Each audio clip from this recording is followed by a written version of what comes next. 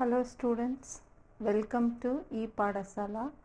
Now let us see what is the components of counseling. Counselors were always there, that is, people who have listened to others and have helped resolve difficulties, and yet the word has not always meant the same thing. There are many kinds of counselors such as color coordination counselors, financial counselors, pest control counselors, etc. Counselors are most often glorified salespersons. They are to give counseling about their products. Counseling as a process is relatively new. It grew out of the guidance movement in opposition to traditional psychotherapy. The means of counseling has to be classified in the context of its definitions and compared with similar concepts. The commission appointed by Ministry of Education, Government of India, developed to frame scientific and technical terminology in Hindi for counseling. The term developed by the commission is Ubodhan, which derives from the word both. The root word both stands for knowledge or enlighten and is therefore also the root system for the word Bushi, which means intelligence. Buchan signifies the act of giving knowledge and enlighten. The word Pramoshtata is also frequently used in Hindi for counselor. Let us see what is counseling and its components. The process of counseling.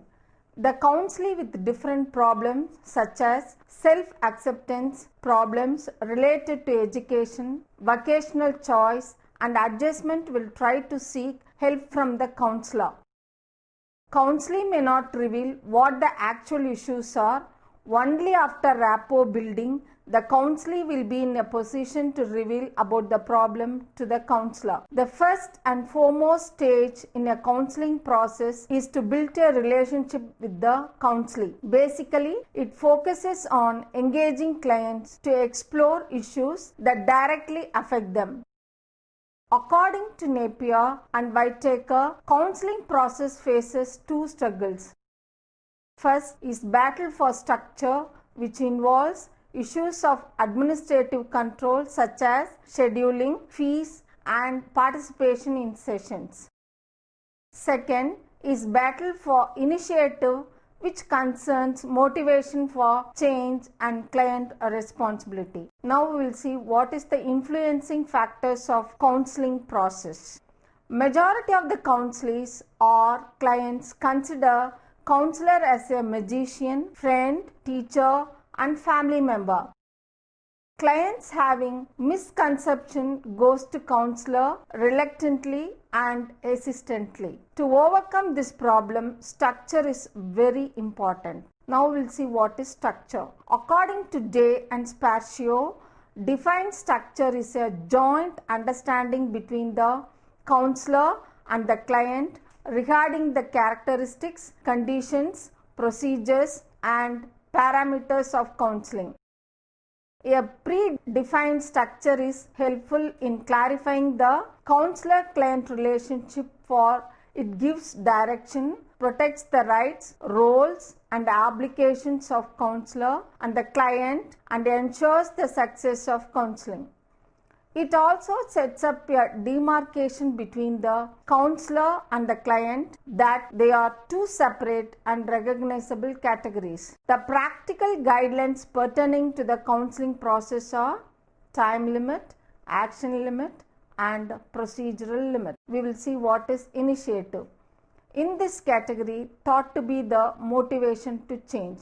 According to Ritchie, counselors and counseling theories assumes that clients will be cooperative.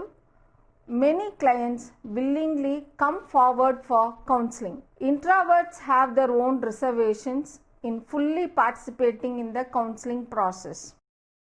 Friend and Dyer estimated that the majority of clients are reluctant to go to the counselors. It may be ended up in premature termination. The different kinds of clients are resistant client, and reluctant client. The resistant client is the one who has been referred by others and therefore could be quite unmotivated to seek help.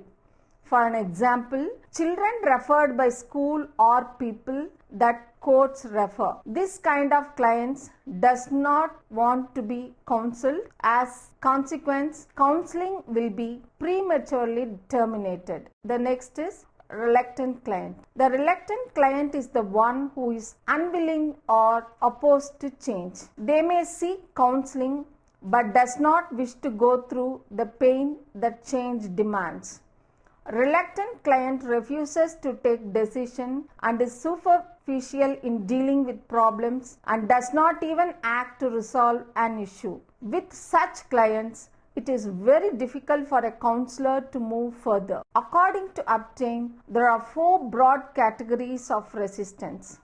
First, resist the words used. Second, opposes the message sent to it. Third, cannot endure the style of communication the counselor adopts. 4. Resists because of its attitude towards counselors as well as counseling sessions. These kinds of clients can be effectively dealt by the experts in 5 major ways. They are: first, to anticipate anger, frustration, and defensiveness displayed by the clients. Second, lack of initiative in the counselee or client is to show acceptance, patience, and even understanding. Third, the counselor should use the persuasion technique to handle the client effectively. Counselors and counselee influence each other. It also depends on how the counselor responds to a client. Based on that, the client will be able to change his behavior. Foloff and Miller suggested 2 persuasion techniques employed in counseling. They are: the first one is the foot in the door. It means that the counselor makes the client a minor request and follows this up later with larger requests. Second is the door in the face. It means that the counselor asks the client to do something seemingly impossible and follows this up by requesting the client to do a more manageable task. Next is through confrontation the client to be dealt effectively. In this procedure, the counselor simply points out to the client exactly what the client is doing. For an example, if the client is inconsistent, the counselor points it out and then the client takes a responsibility for it. The 3 primary ways of responding are: denial, acceptance of all or part of the confrontation as true, developing a middle position that synthesizes the first 2. Last point is the uses of pragmatic techniques were recommended by Sack. These include silence or pause, reflection or empathy, questioning, describing, assessing, pretending, and sharing counselee's perspective as ways to overcome client resistance. Now we will see the physical setting of the counseling. Benjamin, Schertzer, and Stone stressed upon the importance to external condition involved in counseling. One most important factor that helps or hinders the counseling process is that the place of counseling. Majority of the counseling happens in a room. The counseling room should be comfortable and attractive. The features of the counseling room should be properly lighted, smooth doors, and comfortable furniture. The second important aspect is the distance to be maintained between the counselor and the client. Around 30 to 39 inches between the counselor and clients will not affect the relationship. Benjamin suggests that the client chair should be in 90-degree angle so that the client can either look at the counselor or straight ahead. If the room is soundproof, it will not affect the counseling process. We will see the client qualities. Counseling is a two-way process. The success depends on the counselor and the client.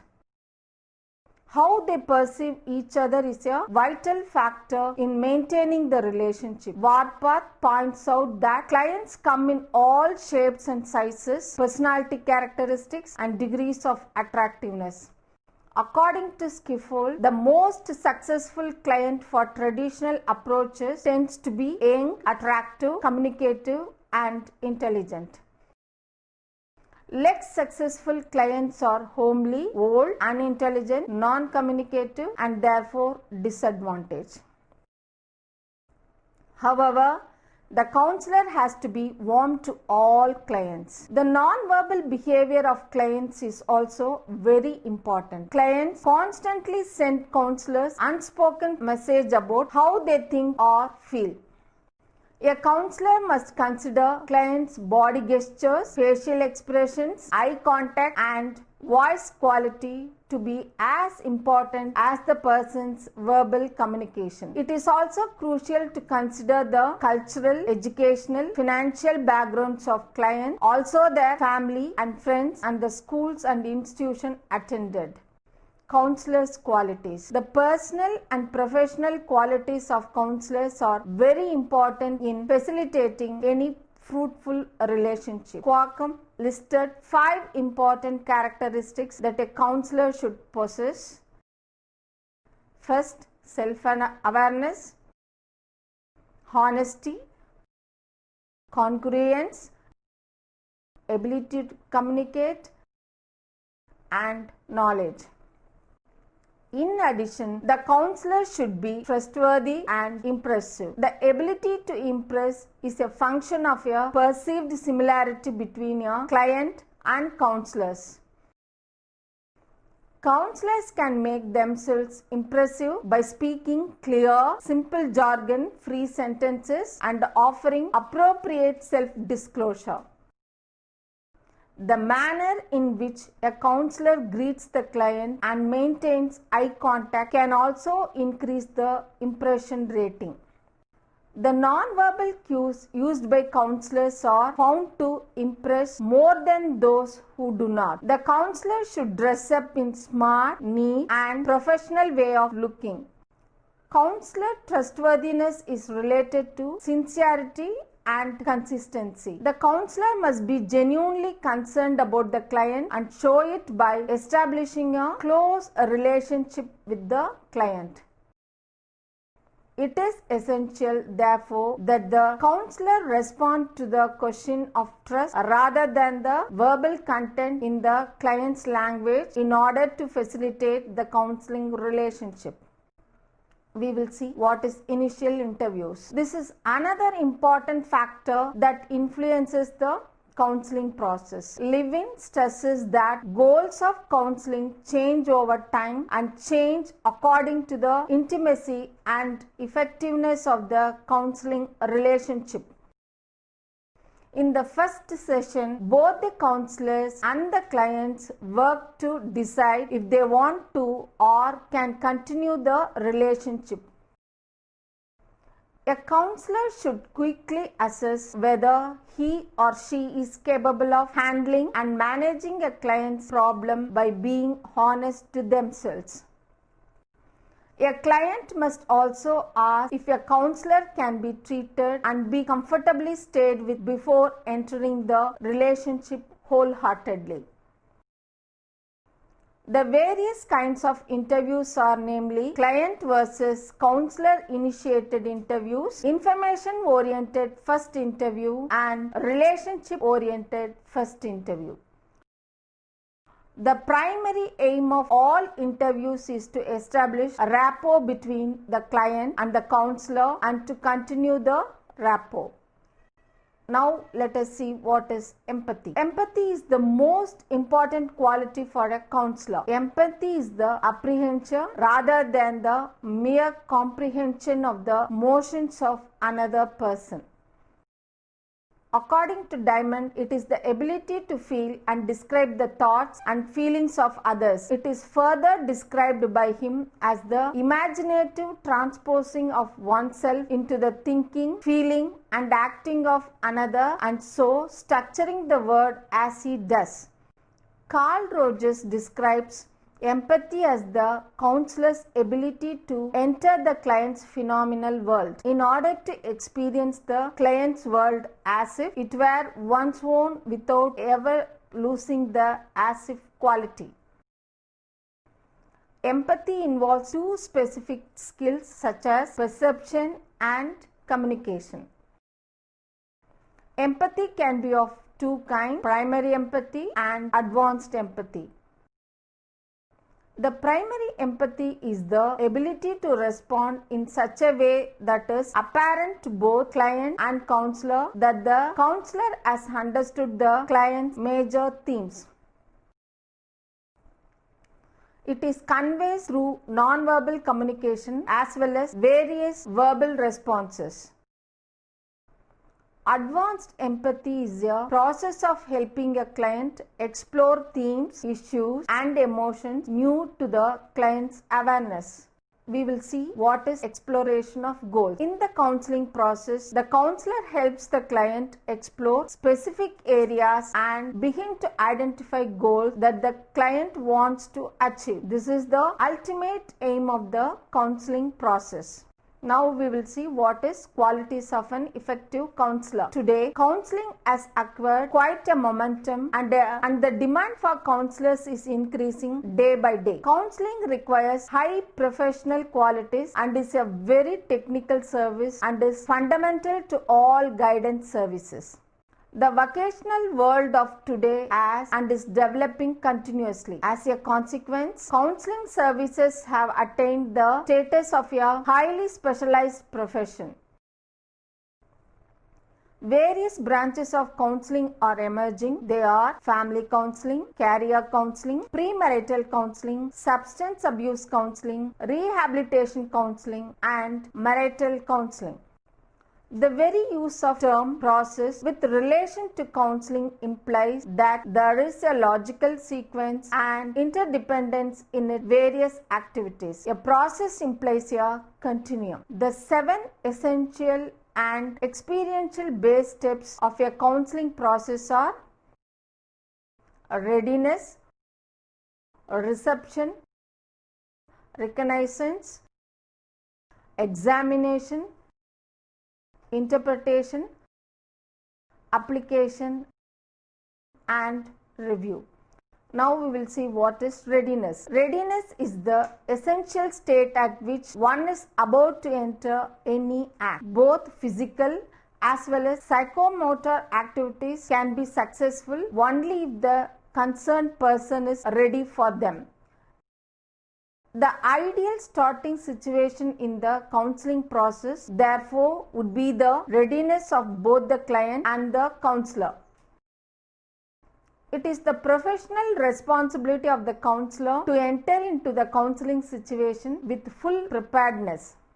Readiness can be viewed from 3 angles. First, physical setting. Second, informational materials. Third, mental, emotional attitudes. We will see what is physical setting is. It is the prime responsibility of a counselor to ensure and maintain privacy and comfort at counseling venue. Adequate light, appropriate sitting arrangement, comfortable temperature, and peaceful environment are some of the basic requirements of counseling situation. The counselor's room should be well furnished so that the client may feel easy and relaxed. Now we will see what is informational material. In case the client has been referred to the counselor, maximum possible information should be obtained from the referring agency. This information must be carefully studied and analyzed before starting a session with the client. The personal data must be available with the counselor. If the client comes directly, opportunity should be given to narrate whatever the client wants to say about himself. If required, psychological tests may be administered. All information should be recorded. Case history form must be filled and it should be available with the counselor. we'll see what is mental emotional attitudes are. It plays a very significant role in the process and progress of counseling. The counselor needs to primary, professional, judgmental and maintains a non-evaluative attitude towards the client. In fact, a professional counselor is expected to accept the client as he or she prefers himself to be. The counselor should always be ready to encourage the client in order to help the person to open up. The role of the counselor in the counseling process is that of a participant observer. Intellectual alertness is very necessary. Along with verbal communication, the non-verbal communication must be positive and the message must go to the client that he is accepted and welcome. Now we will see what is reception. Today, reception too has developed into an independent and very scientific activity. It has to have greater significance because it is the first impression on the client that is very important. It is the first impression at the counseling center that makes the client easy and forthcoming. Therefore, reception has its significance also, for indeed, well-being is oft done. A good beginning of the counseling process ensures to the entire work. While receiving the client, a ready and relaxed counselor should appear cheerful, pleasant and understanding. The reception should not cross the boundaries. After the reception, the counselor should make the client feel at ease physically as well as mentally. Some informal conversation is therefore necessary because that helps the client feel comfortable, relaxed and also feels ready to talk. These little moves of the counselor at this stage should induce the counselee to shed off fears about the counseling situation. The counselor should not pose any question directly. Now we will see what is reconnaissance. Reconnaissance means a survey or preliminary exploration. During this stage, the counselor validates the information about the counselee which he has received from referring agencies such as school, teachers, home or friends.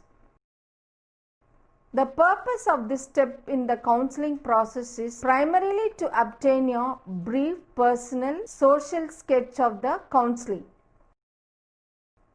If the counselor is alert without asking direct questions or administering psychological tests, he will be able to pick up clues of the counselee's personality. Several traits such as reserve, hostility, trust, suspicion, apology or superiority and inferiority complex can quite forthrightly be noticed during the first or few counselee organized sessions. The counselor has to be alert, observant and be a good listener. Now we will see what is examination. During the reconnaissance stage, the counselor formulates various hypotheses which he or she tries to test during the examination stage. It may be remembered at this stage, the psychological testing is not the first or even a compulsory part of the counseling process. The first is a simple routine instance of information seeking and psychological test could be an option. However, when at personal social counseling, the relevant test should be judicially used.